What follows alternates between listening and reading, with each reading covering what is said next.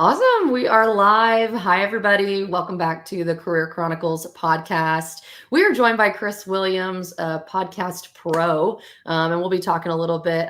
Who's here? Me? We'll be talking a little bit about Chris's podcast in this episode today. But before we dive in, just want to introduce myself for those who are new to the podcast. My name is Sloan Bartley. I am a technical recruiter for Spyglass Partners and want to thank Spyglass for sponsoring this podcast. We felt like there was a need for conversation around supporting people in the tech community, particularly supporting women and creating opportunities that increased women's recruitment and retention in tech. So that is the heart behind the Career Chronicles. And Chris is in the tech space and is doing a lot around educating folks and uplifting the voices and perspectives of others. And that's what we're going to talk about today. So thanks for being here, Chris. We're excited to have you. The other sponsor I do want to quickly give a shout out to is Merit Media, who supports me in uploading my episodes to Spotify and Apple Music. So thanks to them as well. Chris, I'm going to give you an official introduction. Read your bio. Chris is a developer relations manager for HashiCorp. There, he helps users design and deploy the next generation of public, private, and multi-cloud solutions, specializing in AWS and VMware. His first computer was a Commodore 64. I'm sure a lot of people can relate to that. And he's been playing video games ever since. What game are you playing right now? Just we need to let the people know. So because of the television series that came out, I decided to replay Fallout 4. So I'm currently doing that and Baldur's Gate 3. And I also play Deep Rock Galactic with my nephew. Okay. And her daughters. Oh, yeah, I'm 15. Okay. No, you're good. So I'll read the rest of your bio, but just so people know that I'm not, I need people to know that I game as well, but I'm an old school computer gamer. Like I still game on, like I play Sims, Roller Coaster Tycoon, a lot of simulation. You know, this goes back to my oldest daughter archetype. Like I like to control worlds. So that's what I'm doing when I play computer games. I love Roller Tycoon. Oh, so much fun. It's a good release at the end of the day. Chris is an AWS Hero, a VMware expert, and is an active community leader, co-organizing the AWS Portsmouth User Group. He also hosts and presents on the vbrownbag.com weekly podcast, which is the podcast we're going to talk a little bit more about today. He is an active mentor helping students at the University of New Hampshire through Diversify Thinking, an initiative focused on empowering girls and women to pursue education and careers in STEM. He also blogs about virtualization, technology, and design at mistwire.com. And then the fun fact that Chris doesn't want you to know, he has a degree in psychology. So talk to him about your feelings. That's what we're going to do today. Is we're actually going to do a live counseling therapy session with me. All right. So folks call me the cloud therapist. That's a nickname that I got at WWT. So yeah, let's get on the couch. I can relate to that because those of us who are agency recruiters, we have to be counselors and therapists a little bit of the time because you're helping people on a job transition and a career transition. And it's a big thing. Huge. It's huge. It's a very scary time for people. And so I like to, think of myself as a therapist, asking people what their wants and needs and goals are when they're making this transition. And then when they get their very first offer, I have to remind them of those goals. I'm like, well, when we first started out, you said you weren't looking for this type of role. So let's think back to that and make sure that what you're going to do next is going to make you happy and it's going to be the right fit. So I fancy myself a therapist. Communication skills. Interviewing, resume writing, all of that. So tell the folks how we got connected. Do you remember? We chatted about this a little bit earlier. Yes. So I was on Joseph Jewell's talk show, podcast about a talk show. I like he's Oprah. He's the Oprah of the tech world. Sorry. Yeah. No. Podcast, talk show. He's Ellen DeGeneres. Effectively, this is a very, very tiny talk show. Yeah, it is. It's the talk show of the 21st century. It is. So he and I had a chat, and then Joseph. Well, so there's a chain of events that happened, and you pinged me via LinkedIn, and you said, "Hey, do you know of any folks in the industry, preferably women, that I could talk to on Career Chronicles, so that we can get a better viewpoint from people that don't look just like me." Right. And I said, "You hit the jackpot." So I gave you 20 names, 30 names. So like, I think 90% of my episode guests have come from your network. So thank you. Awesome. We've been trying to shout you out every time when I kick off the episodes and say, how did we get connected? Chris Williams. And it's been a lot of that, which is great. Because that segues us nicely into our topic of, uplifting people in this community, offering connections, offering education. It sounds like that's partly why you started your podcast, but tell us a little bit about your podcast and why you felt like it was needed. Yeah. So vBrownBag, we started more than 10 years ago now. Oh my God. Initially, I didn't know that was that long. Oh yeah. So we've got 3,000 episodes. I haven't counted in a while. We've got a large number. Count them. Yeah. It's so initially what started off as a bunch of folks getting together to study for the VMware Certified Professional certification. It started off as a cert study group, and people were bringing kind of like little mini presentations, because the best way to learn is to teach it to somebody else. And so we were all learning in public and trying to figure out how to pass this certification. And eventually it was like, this is really good stuff. We should just record this and throw it up on YouTube so that everybody else can enjoy it too and learn from it. And I actually came in a little bit later. It had started. I was using it to study. And then I met the guys that started it initially at one of the VMworld conferences. And I said, I love the work that you're doing. I've actually used you guys extensively to help myself study and level up and everything. Is there anything that I can do to help? And they're like, we're so glad you asked, Chris. And they handed me the keys to everything. Half of them pieced out. And I was like, oh, okay, well, I guess I'll help out here for a while. And it's been, I mean, that's not exactly the proper timeline. I mean, a lot of the people are still engaged. I'm being mildly facetious. Some have pieced out, others haven't. And so it's me, Shala, Roger, Sean Doyle, Damien, and we all co-host. And the concept behind vBrownBag is a couple of things. Whenever you watch an episode, you're going to learn something. You're going to either learn how to study for a certification, or you're going to pick up some skills in Python. It's technically oriented stuff that helps you in your career trajectory. It is aimed at folks that are early in their career to middle. We do have some expert tracks that we do, but it's normally like, study for and pass your Kubernetes certification, or your AWS Solutions Architect Associate certification, or your GitHub Foundation certification. And all of these are building blocks that help folks in their early to mid careers level up, skill up, get that next job, get that next promotion. We also like to have early presenters. So we also encourage guests to come on and talk about the thing that they're passionate about, especially if they do not have public speaking skills but want to hone them. We offer a really soft place to land for people. I help them, build their decks. I help them, craft the storyline to make an engaging presentation. And I like helping people skill up in public speaking as well. So this is a great venue to A, learn technical skills, B, get your own chops up to speed if you want to present. And we also have obviously like professional presenters and like people like later in their career that are just like amazing folks. Like the Python series that we did, I'm particularly proud of, because we had some of the biggest heavy hitters from the Python industry come in and just give like these mind-blowing talks. Mike Kennedy, Eric Mathis, Al Swigert, Calvin Hendricks Parker, Chris Smith. I mean, just a ton of like, I went to PyCon and I just shamelessly approached literally everybody that was on stage. That's what you're supposed to do. That's what you're supposed to do. Yep. That's what we're trying to encourage people to do, is to network and put themselves out there. I mean, I would be flattered if someone approached me like that, right? I mean, I think we think of people as being annoyed, but maybe I just don't get approached enough. And maybe after a while, you're like, leave me alone. So some were like that, but it's the way that you approach. I mean, I explained what vBrownBag was. I explained that it's very community driven. We do not make a profit off of it at all. That's not what we're about. It's just to get information out there. These are the folks that run it have a day job.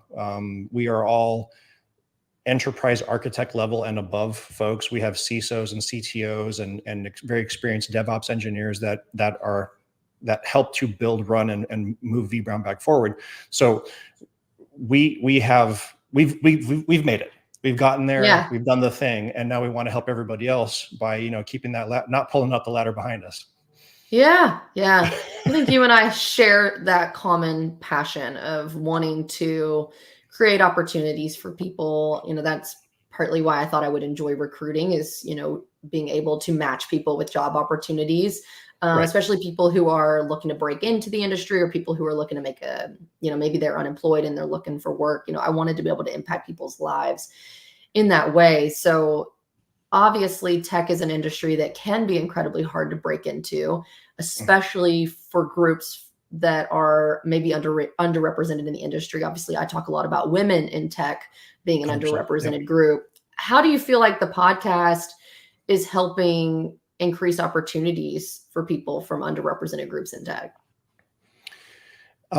So we have a goal of making sure that we have at least, so in the tech industry, I haven't looked at the numbers recently, but I think the last time I saw it, it was like 8-2, eight being like people that look like me, and 2 being people that don't look like me.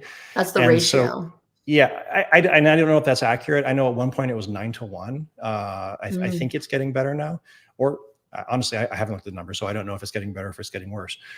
What we at vBrownback like to do is we like to have it be 50-50. I want to make sure that it's more people that... There's my dog. Puppy! Somebody rang the doorbell. There we go.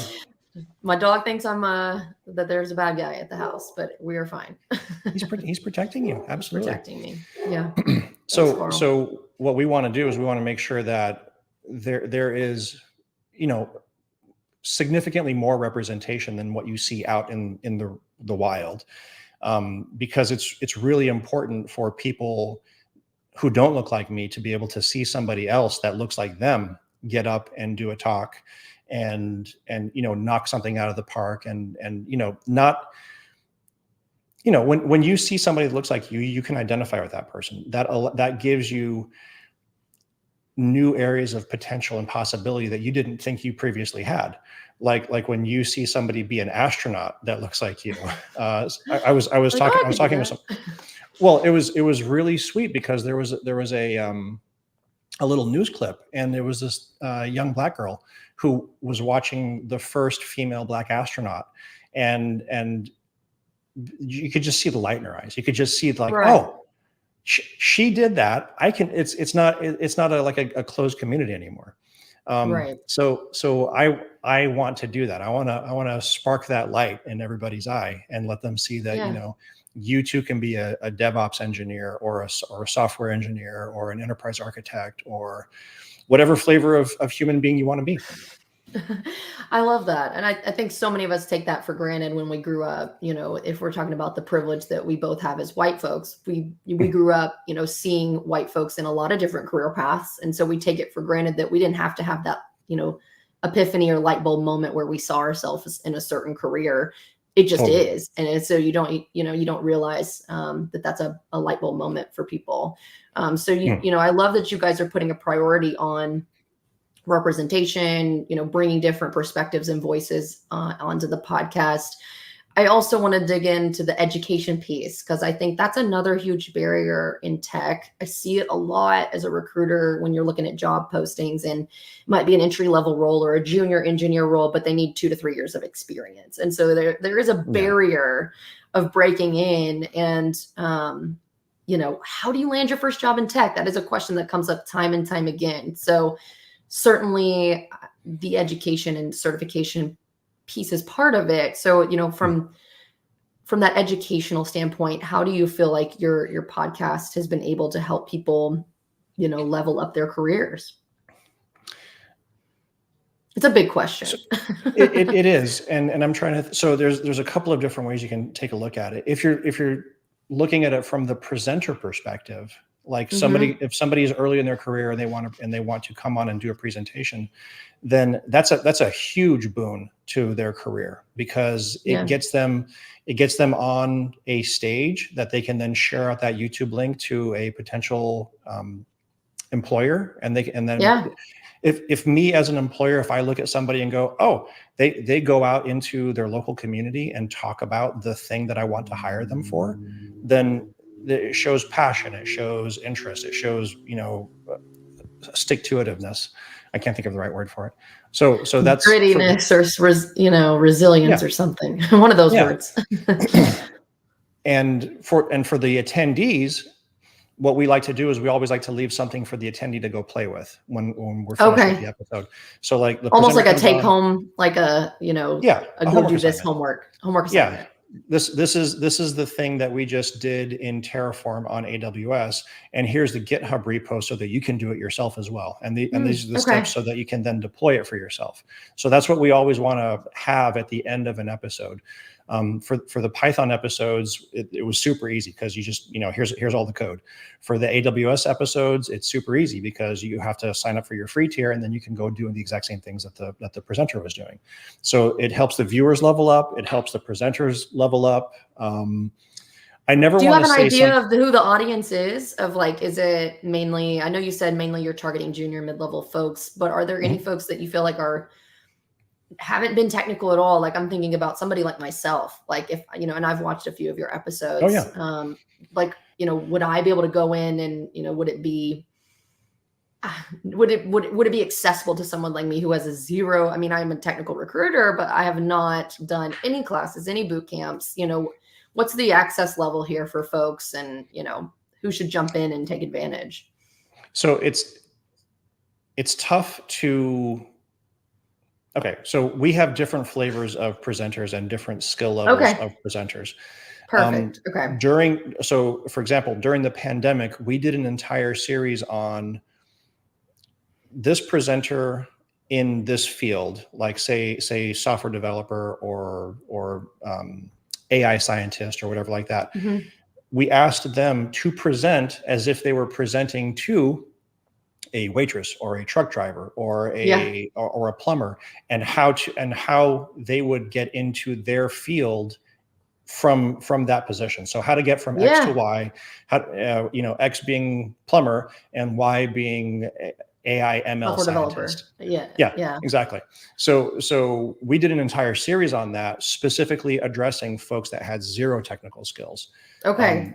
But That's when you're awesome. trying to teach, like, so in a future episode, Reuven Lerner, a really good Python instructor, is going to talk about this, how to do sorting within Python. You have to have a base level of knowledge prior to watching that episode with Yeah. Python, and with you can't have opened up a laptop for the first time in your life. So there's a lot Now I've that been you have playing to Roller Coaster cover. Tycoon, Chris, so I think I Right. could get it.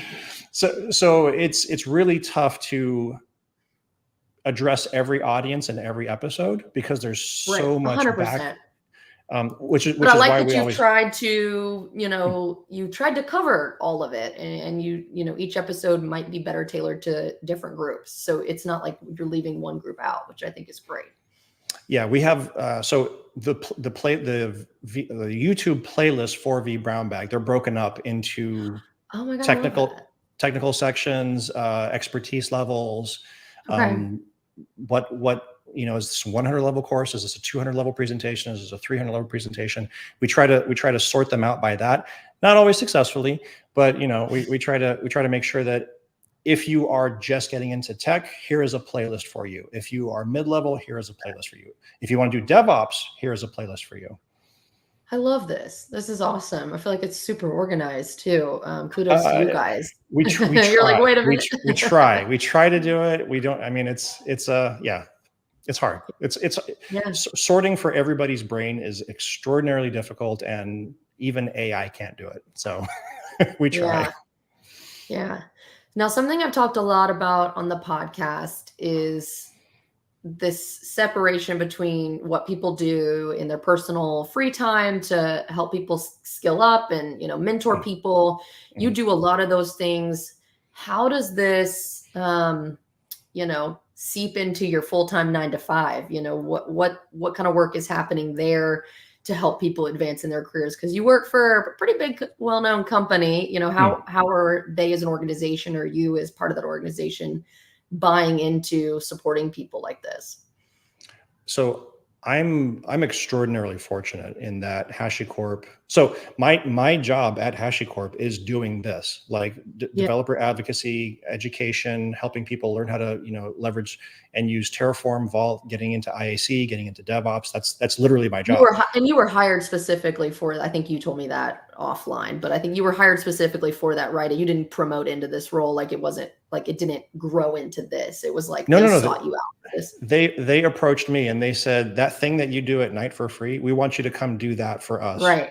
during the day for money. And I was like, what?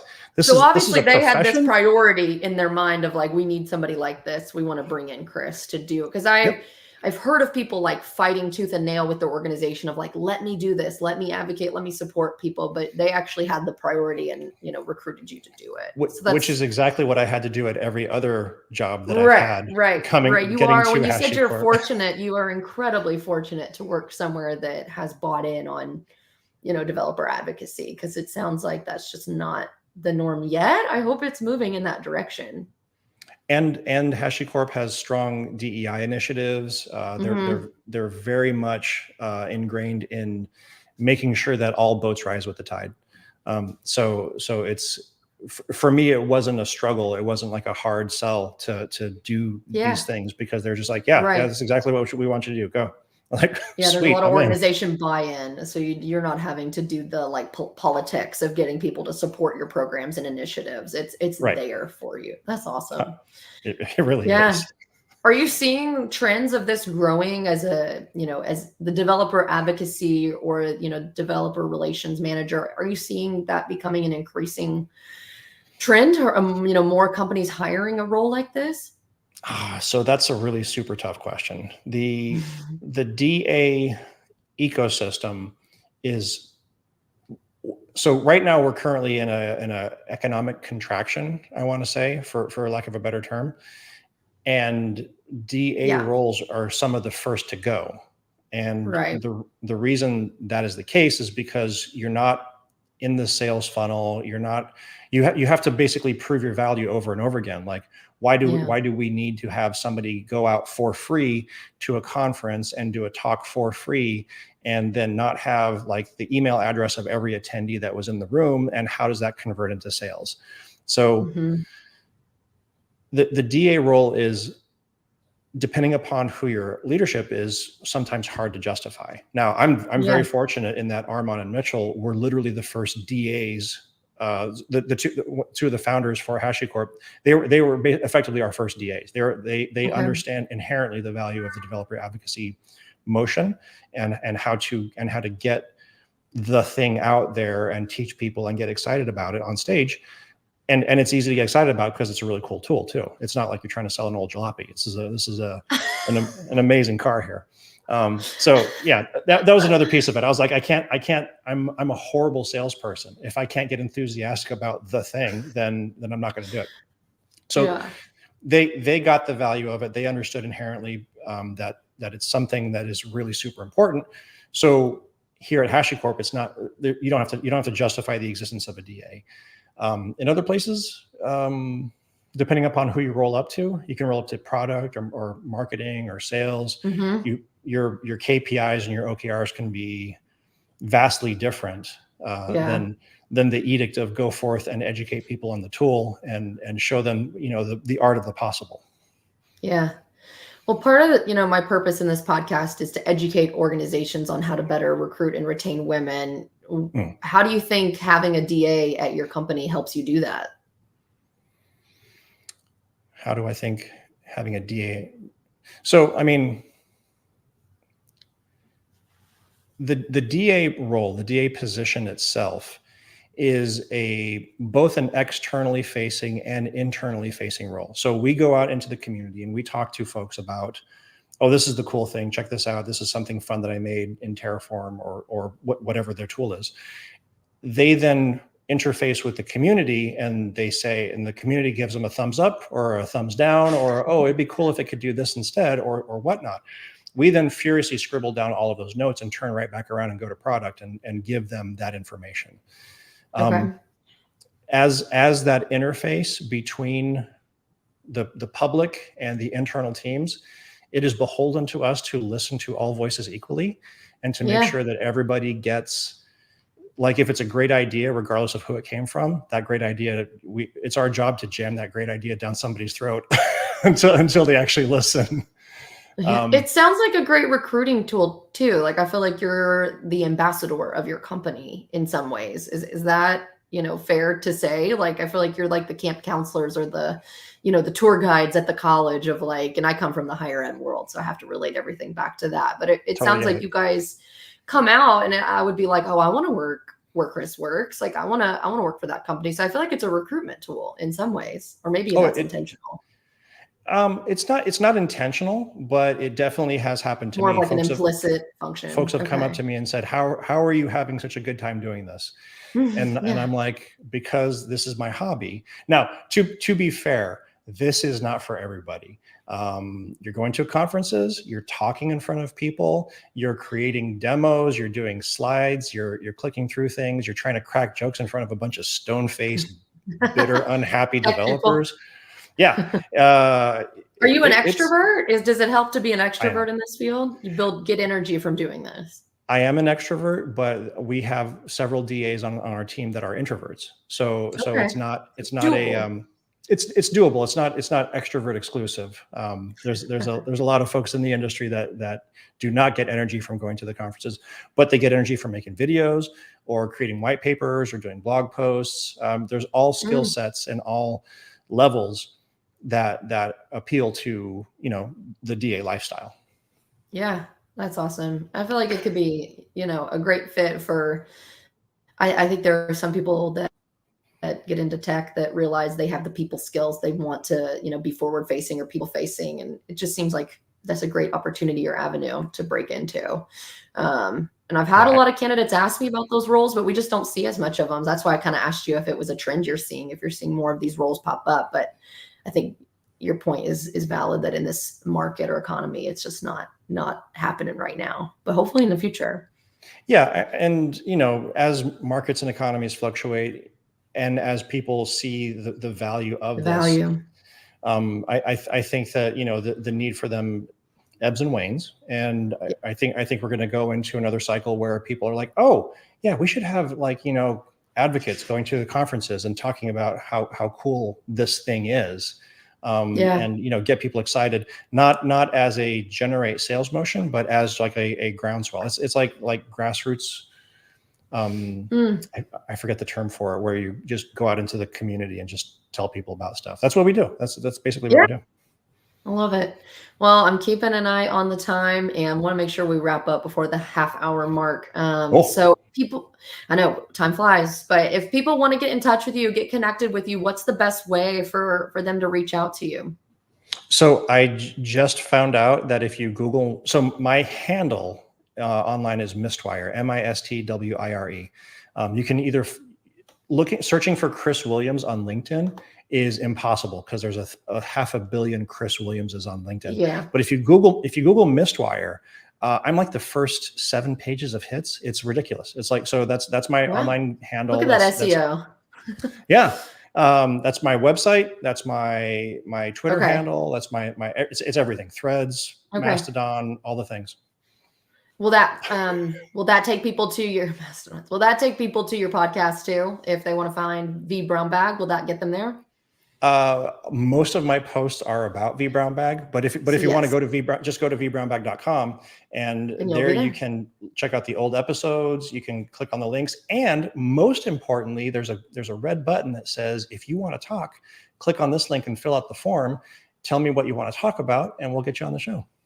I love it. That's awesome. Well, thank you so much, Chris, for sharing your time and your experience with us. It's been great to hear more about somebody in the tech community that is reducing barriers for people to learn these technical concepts and break into tech, and also supporting those who are already in the field. So appreciate your time and all your efforts. It's my pleasure, Sloan. Thank you very much. Yeah, thank you. We'll see everybody next time.